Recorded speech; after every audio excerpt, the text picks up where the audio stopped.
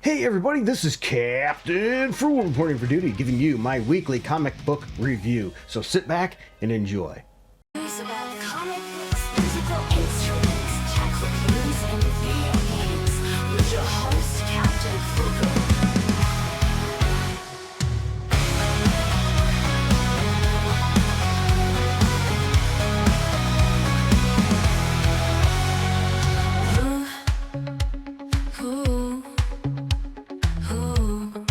Welcome back, comic book fans, and welcome back to the channel.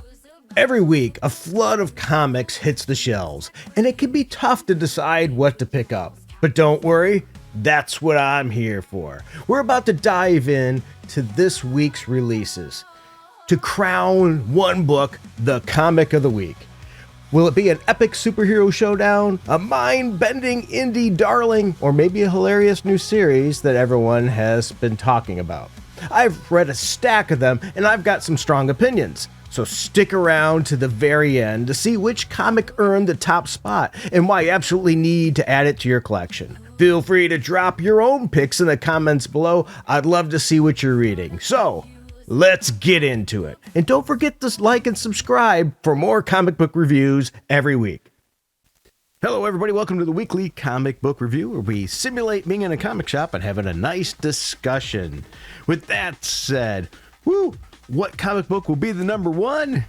Well, stick it out. First book I want to talk about is Nightwing 134. Yeah, so make sure once again you stick it out to the end to get the best comic book of the week. My opinion anyway. And then share yours too. Nightwing 134, 445 ratings with a 4.1 score, very positive on League of Comics Geeks. And I gave the book a 7.2. Writers Dan Waters, artist is V. Ken Marion. Anyway, Nightwing is caught in this deadly game. Yep. And it's a carnival game because they got to keep doing carnival stuff with him. It makes sense, right?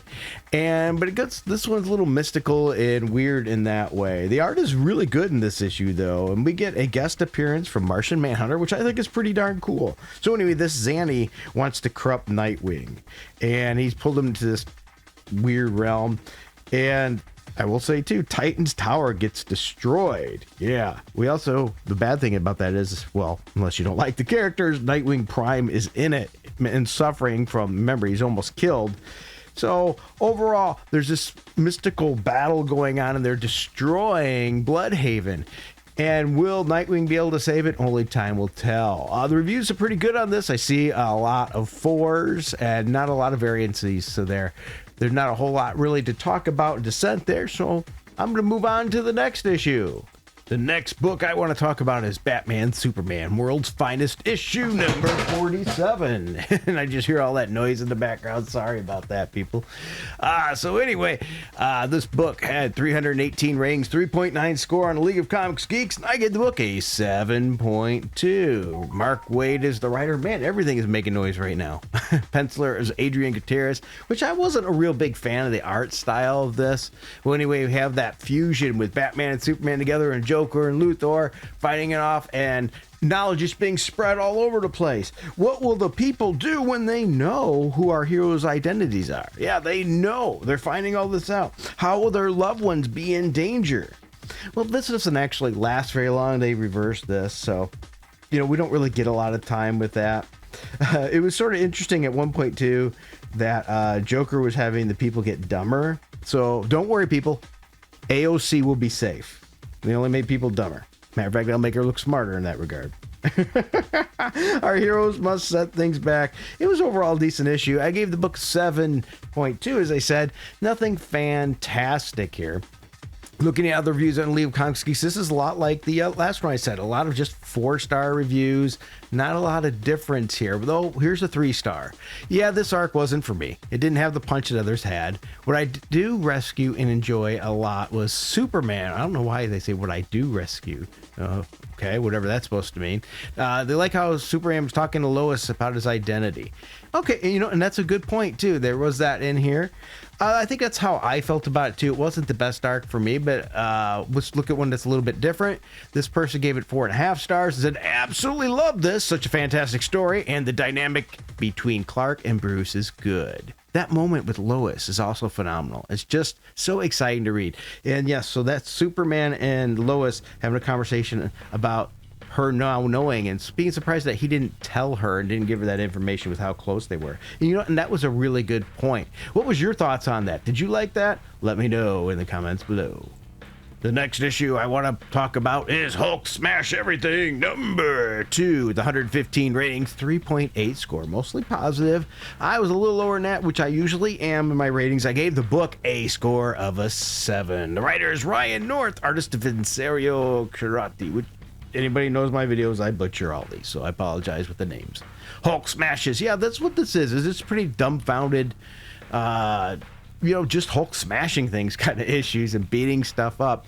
And this one, well, we get Hulk fighting dinosaurs because the leader transports him back in time to the prehistoric age, and he's fighting dinosaurs. But then there is a huge asteroid that's heading towards Earth and will create massive damage. I mean, this is going to make the world look like California. Ooh, another cheap shot there. Actually, it's supposed to wipe out the world. But Hulk's able to stop it. So, once again, making the leader mad. This was a bit of a slow issue, though. I didn't find it really anything special. I thought they graded it too high. I gave the book a 7, though I do like seeing Hulk back into this more brutish form. I don't mind what's going on in Hulk right now, but it's been so long that we haven't had Hulk more of his norm. And let's look at a couple really quick, brief reviews here of other people. This person says, yes, that's pretty much sets the tone. Hulk Smash Everything knows exactly what it wants to be, and it's not here to win a Pulitzer. You know what? I think that's a great point. It's not. It's just supposed to be dumb fun, and I think it sort of does that well. Let's look at somebody who gives us a high score, and this happens to be a 4.5 out of 5. I was unsure after issue 1, but this series is living up to why I picked it. I don't know about everyone else, but when I pick up a series, it's because I'm expecting to enjoy it. And if I don't, I drop it. That's a pretty good point right there. We were promised a comedic sci-fi Hulk mini written by North. What did I just read? Exactly that. That's all I wanted. And I think that's a point. How far do you go into a series before you drop it? If you don't like issue 1, are you done? Do you continue reading, giving it a few more issues? Do you get halfway through the story arc? How far do we really get before we drop a series? And speaking of how far should we get before we drop a series, let's talk about one that's been all over the map, and that's Amazing Spider-Man number 20. 365 ratings, which is pretty low for the amount of people rating this 3.4 mixed score book, and I gave the book a 7. Yeah. And, well, this is back where we're back on Earth, and we don't actually have Peter Parker. We have Norman and the Spider cast, if you will. And Norman's getting attacked. They want to take out Norman. The Hobgoblin is after him, as well as others. And I have to say, the cover, I think, is pretty okay. You got Norman there in the Spider-Man suit fighting away, but there is some open order covers. There are a lot better, as well as incentive covers for this particular issue here. So this, as I said, this issue focused on the other characters, which has been the better part of the Amazing Spider-Man series lately, is when it's not actually about Peter Parker. And, well, what can you say? Norman's under attack. Will he be able to survive? There's a lot of action. So if you like an action issue, and this book also has decent art in it, because the writer's Joe Kelly, but the penciler, there's actually multiple pencilers. There's Paco Diaz and Todd Nowak. And I actually found some of it better than others. So keep that in mind. It's your taste. It was okay. I gave it a 7.2. Not a terrible issue, but boy, I think they're making it hard to continue reading The Amazing Spider-Man. They really are, especially if you're trying to support it, because the book is just so all over the place. There's 2 stories going on really right now with the characters, and I don't know, the Spider-Man in space just doesn't do it for me. The next one I want to talk about also has a lot of mixed reviews, and that's New Avengers number 8. 142 ratings with a 3.3 score. And I gave the book a 7.3. So I'm actually maybe even thinking a little higher than them in there, which is unusual. The writer is Sam Humphries, artist is Tan Lima. And, well, we get this unusual ragtag cast, right? The Winter Soldier and the Black Widow play a game of truth. Yeah, figuring out what's going on here. And we get more background story on actually what happened with the Black Widow here and her involvement with this particular storyline with the Illuminati. And so we get that she's sort of going in there to do what she does, do spy stuff. But also on top of that, she's realizing something's taken over her. Like, so when she gets to sleep or whatever, that's what she's thinking, this stuff is happening. So then she's, thinking, oh, well, the Winter Soldier accept me because after that.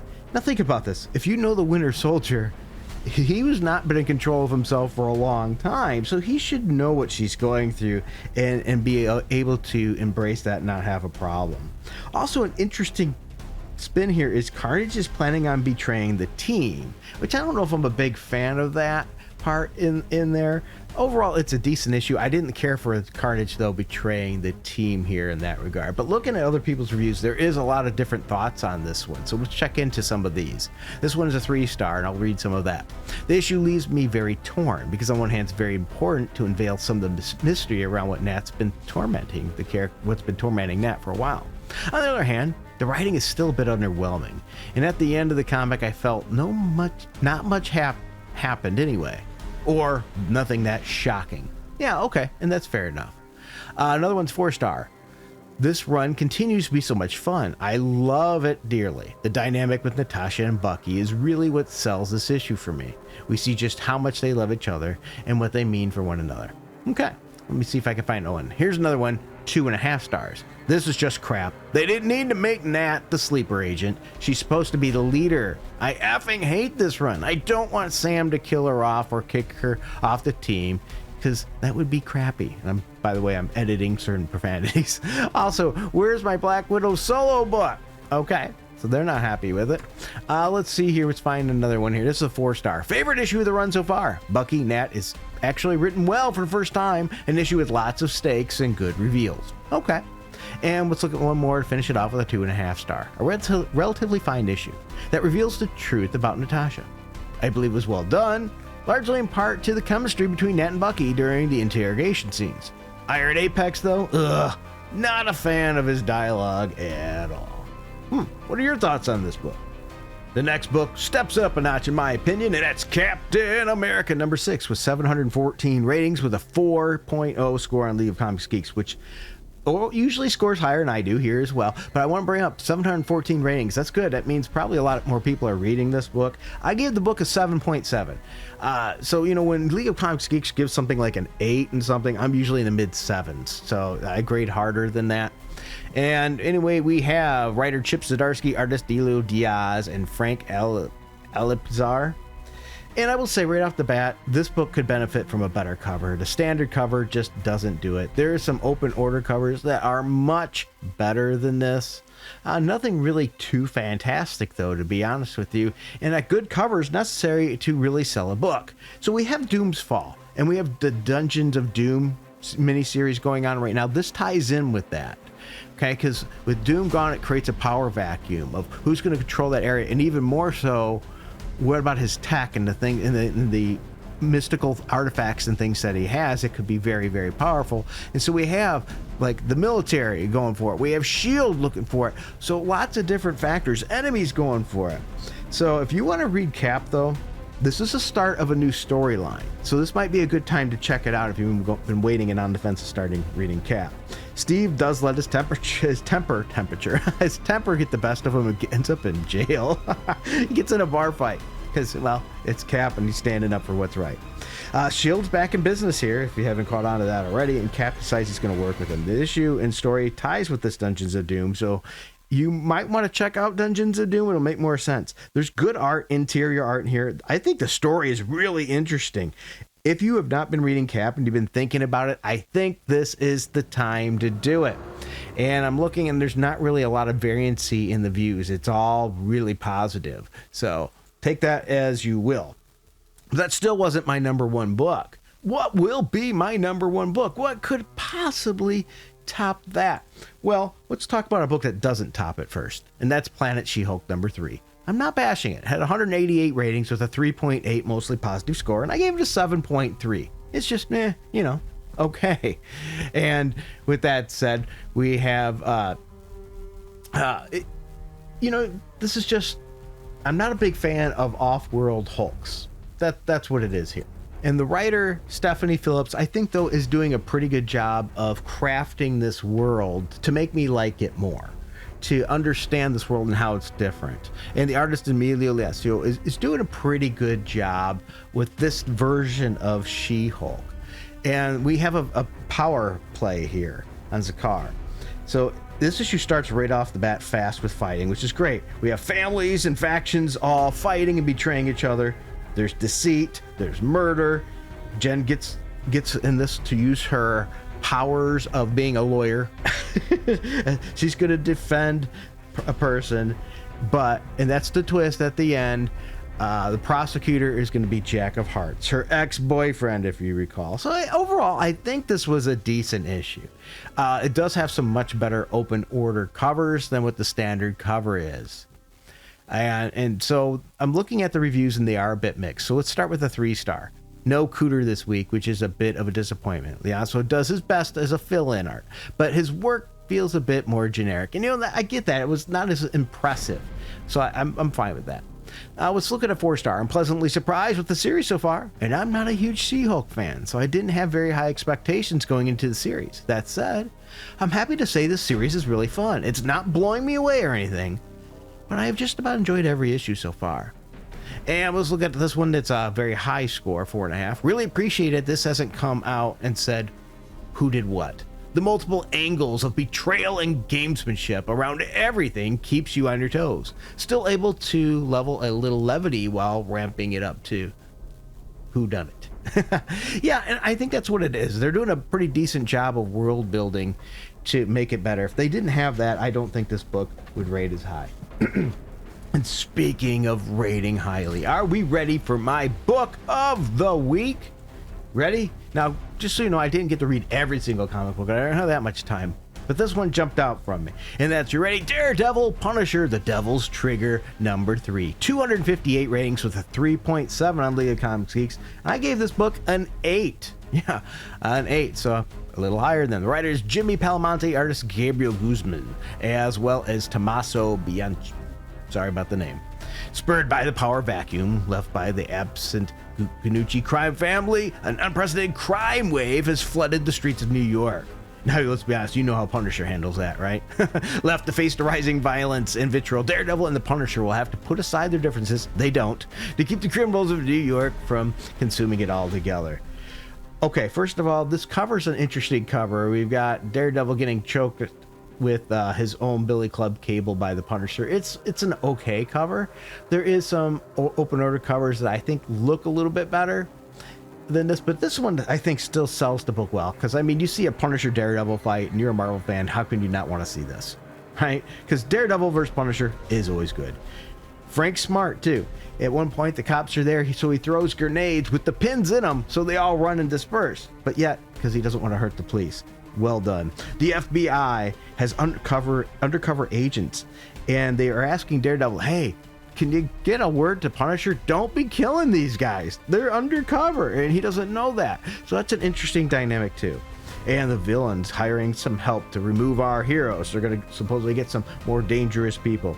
And if you're a Misty Knight fan, we get some Misty Knight here too. Awesome. Overall, decent art, fun book, good characterization. If you like Daredevil or the Punisher, this is probably a good book for you to check out. I enjoyed it, and I think you will too, and that's why that's my number 1 book of the week. So with that said, I hope everyone has a wonderful day. Be safe out there, especially if you're in one of those areas really, really cold. Be careful, and maybe check in on some of your loved ones to make sure they're okay too. And until next time, keep it frugal.